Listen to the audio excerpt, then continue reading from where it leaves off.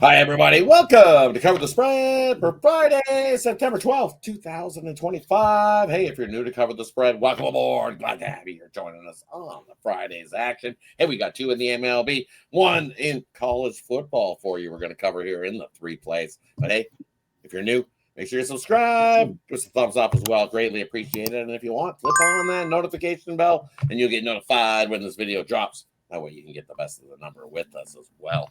So, as we always do, we'll get to the cappers, see how they're rolling along, and then we'll get to Friday's action for you. Head on over to Vegas, Al, to get us started. How are you doing here on a Friday? Yeah, not too good. Royals dropped it there for us. We're 2-2 here. My first week on the show. Still up money because we're touching this plus money here. So, I've seen better days, though. We got lots of trying to get a couple of those losses back here. Lots of football left, lots of baseball left. So lots of places that I'm sure we can get these fine folks some of those losses back. And we're not too worried about it, are we, Al? Head on over to El Ninos. How are you doing here on Friday? Yeah, well, 2-2 with some plus money doesn't sound bad at all compared to what I've been doing. Yeah, it's been a struggle for me here in the MLB at least, and definitely looking forward to some football maybe to turn things around. But hopefully we can get that done before then on Friday with our last baseball play of the week before we get to that football. Definitely, I can't complain. I had the loss in the MLB, and then we got the bounce back on the Thursday nighter with that under in the first half, coming in at the 17-3 there. So we got under the total in the first half. So, hey, let's get to Friday's action. Just start the weekend strong here for you guys. First game we're looking at here, we got Texas taking on the New York Mets. This is Alessandro's game, and he's going to get us going here in this one. What do you like, Texas or the Mets? No, yeah, I'm here on the Rangers. I like them here. I see minus 110. We got a massive pitching advantage the way I'm looking at it here. We got Tong on the mound for the Mets. Only 2 starts in his career, still a young pup in this game. And then we got the ace, Jacob deGrom, against his former team in a playoff-type spot. I got to go Rangers here. I think the Rangers actually give him some run support as well. I'd see a multiple-run difference in this game, and deGrom just coast here, 6-7 strong. Rangers all day. Head on over to Al. What do you like here in this one, Texas or the Mets Friday night? Yeah, well, I definitely agree that it's an advantage. I don't know about massive, though. I think Tong is not as bad as his ERA might suggest. Yeah, he's coming off a rough start in St. Louis, but he's back at home here, where he did much better against, well, it was the Marlins. But again, this is a guy that came in putting up some great numbers in AAA. He had also some good numbers in AA there, where he did most of his pitching last year before coming into this year before coming into the majors. But yeah, again, he is in the majors now, and we saw him struggle already in his last start. So I don't disagree with the Rangers here. I think deGrom comes out and has himself a great start here, and but I like this one to stay lower scoring. So I think Tong does well enough here at home. Limits the damage, again, relatively speaking here. And I'll take this one to stay under the total. And from here in this one, I'm definitely leaning on the Texas side of things. So I'm going to go with the Texas team total over. Probably be sitting here at 4.5 in this matchup. And we've seen what they've been doing, this Texas squad, scoring plenty enough to get over that last series versus the Brewers. 5 runs, 6 runs. I think they're able to do that here, get 5-6 runs here on the Mets, be it in the first 5 or even the full game. Either way, they get over the team total. So Texas team total over here in this one on Friday. Hey, that wraps up the first game we're looking at here on the MLB slate. Heading on over to game number 2. We got the Dodgers taking on the Giants. This is Ninos' game. He's going to get us going here in this one. Dodgers-Giants here on Friday. Yeah, again, this one I'd call it. Well, again, you could argue this one too, but I'd say the Dodgers have the pitching edge in this one here with Yoshinobu Yamamoto getting the start against Justin Verlander in San Francisco here. And I think the Dodgers are a better team with a better lineup as well.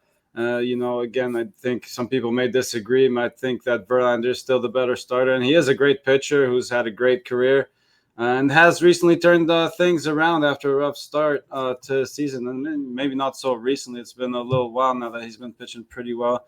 He had a rough start to the season, which was followed by a little bit of inconsistencies, and he's coming into this one real hot. But all that being said, he's yet to face these Dodgers recently, and if I'm not mistaken, this year. So again, I think this will be one of his tougher tests of the season, and I think Yamamoto also. You could think that he might come off tilted after that rough outing. Well, not rough outing. He had a great outing till he gave up that home run late in his last start. But I think he just comes back stronger, and well, it's hard to say he'll top that performance, but I think he has himself another solid outing here and gives the Dodgers a good chance to win this one comfortably. So again, you're laying about minus 150 here on the money line, but along with the run line, should get that down to about minus 120 or so. So I'll be on the Dodgers minus one here. Head on over to Alessandro. What do you like here in this one? Dodgers. No, yeah, I'm gonna back the Dodgers here with their bats. I'm gonna take the team total over this rivalry here. Dodgers and Giants. I think all the guys show up here. Ohtani, Muncy, Mookie Betts is hot. 3 of the last 4 games he's hit a home run in. Freddie Freeman, almost batting 300 this year. Just a solid lineup, top and down. Dodgers at the end of the day. Only 3 games up in this NL West. I think they still have a little bit to play for here. Possibly also the full NL, home field advantage. So I think the Dodgers show up here in this spot.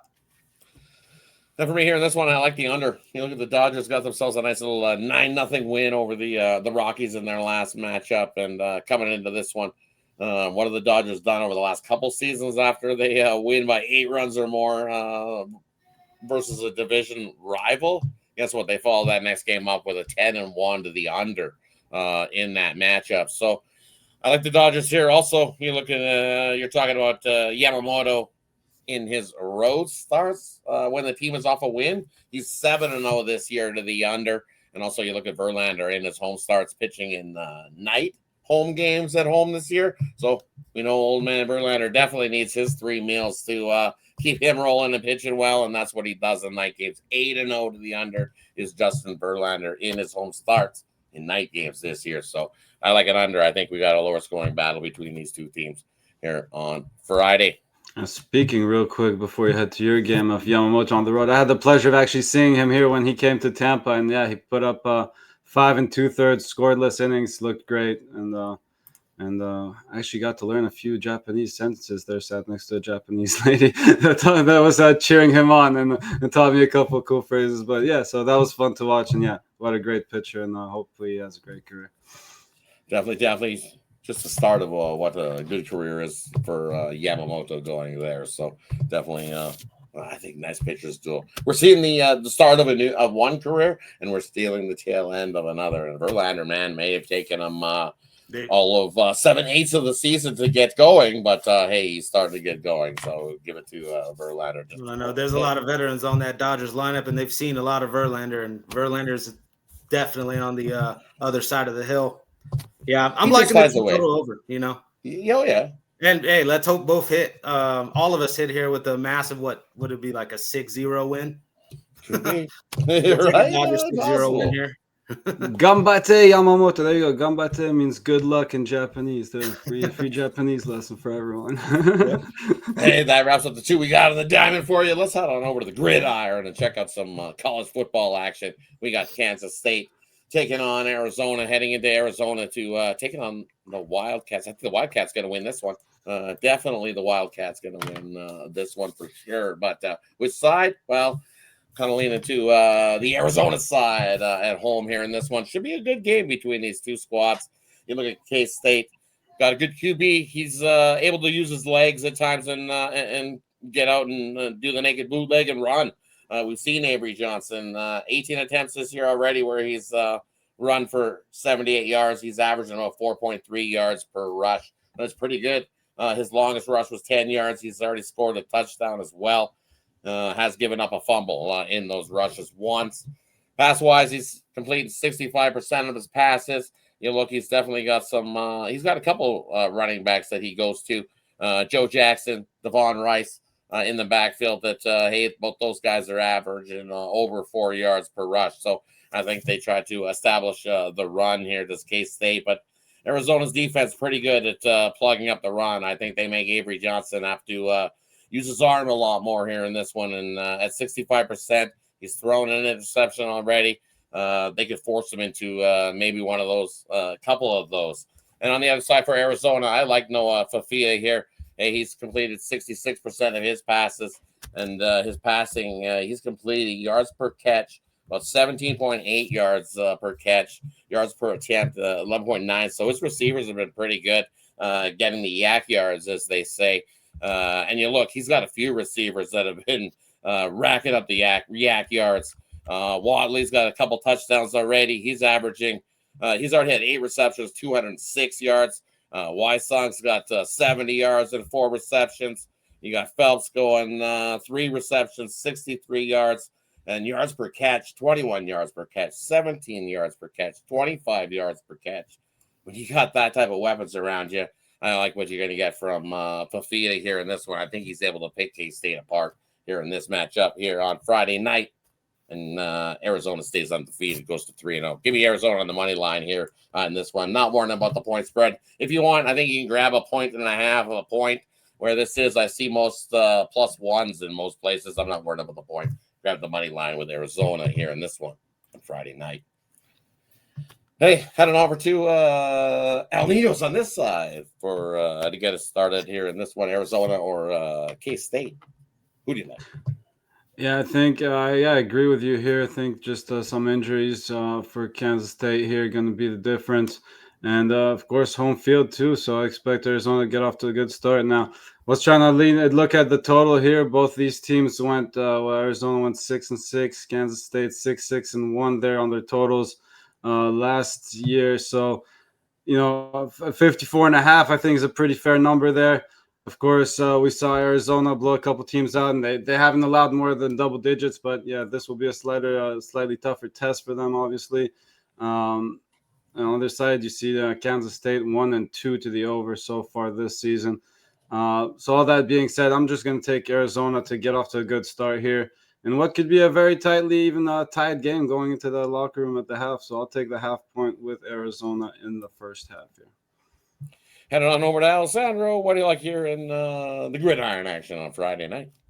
No, yeah, I'm going to look at some of these anytime touchdown props. I like Avery Johnson here. At the end of the day, last year, almost 600 yards or 613 yards rushing, 5 yards a carry last year, 7 touchdowns. I can get behind Avery Johnson in the red zone there to get a touchdown. He's already got one as well this year, mobile quarterback. So, I'll be on Avery Johnson touchdown prop. Hey, thanks everybody for tuning in. That wraps up Friday's action. To kickstart the weekend here on Cover the Spread, let us know in the comment section below what you think of the 3 games we covered here on Friday night. And hey, we'll do a quick little recap before we head on out. First game we looked at, we got Texas taking on the Mets. Alessandro's game, he says, grab Texas here in this one. Next game we looked at, we got the Dodgers taking on the Giants. This is Al's game. He says, grab the Dodgers here. Al special -1. Here in this matchup on Friday night. And then the last game we look at Kansas State taking on Arizona. I say take Arizona here in this one at home. A little bit of a home dog +1, but I say take the money in the line. Don't worry about that point. Arizona gets the job done for us on Friday night. Thanks everybody for tuning in. Appreciate each and every one of you. Don't forget, tune in for Saturday's action where we got you more college football coverage. So we'll see you then. But first, let's do what we always do here on Friday night, and that is Cover the spread. Cover the spread. Cover the spread. Cover the spread.